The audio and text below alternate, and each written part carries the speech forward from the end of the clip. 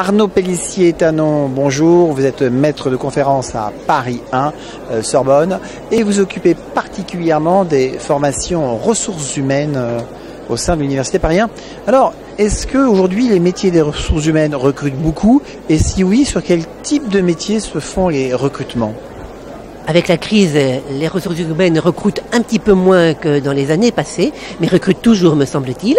Et à travers les parcours que nous voyons, parcours de nos apprentis et parcours de nos stagiaires de la formation continue, on sent une reprise, au moins une stabilité des métiers de ressources humaines de proximité, les fameux RRH de proximité, dans à peu près tous les secteurs d'activité. Et on sent aussi une très nette demande dans l'audit social, les merveilleux tableaux de bord, constitution des indicateurs et rassemblement des chiffres, et en particulier dans les très grandes entreprises avec la problématique de la compatibilité des sources d'information. Ils ont besoin de techniciens au fait de la façon dont les différentes entités partout dans le monde rassemblent l'information et donc comment elle est compatible au niveau siège. Alors, pour répondre à ces besoins et à ces métiers émergents, vous proposez des formations, notamment en alternance. Alors, est-ce que vous pourriez nous présenter rapidement ces formations et à quel niveau vous recrutez?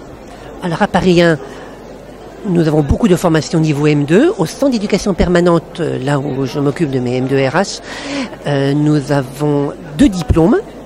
Un RH généraliste, qui prépare vraiment au métier de RRH de proximité, pour être DRH par la suite, un cycle en 1 an, un cycle en 2 ans, pour offrir un apprentissage de 2 ans, une expérience d'autant plus riche qui ouvre d'autant mieux l'emploi.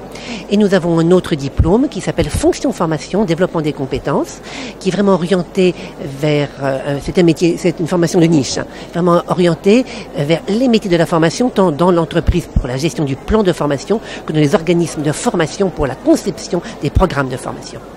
Alors, dernière question, ces formations se déroulant en alternance, en apprentissage, est-ce que vous avez suffisamment d'entreprises d'accueil pour vos étudiants? Ou est-ce que c'est pas compliqué d'en trouver?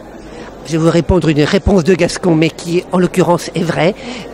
Au cœur de Paris, avec la notoriété de Paris 1, nous avons à peu près un petit peu plus d'offres que de possibilités d'accueil d'apprentis. Eh bien, merci.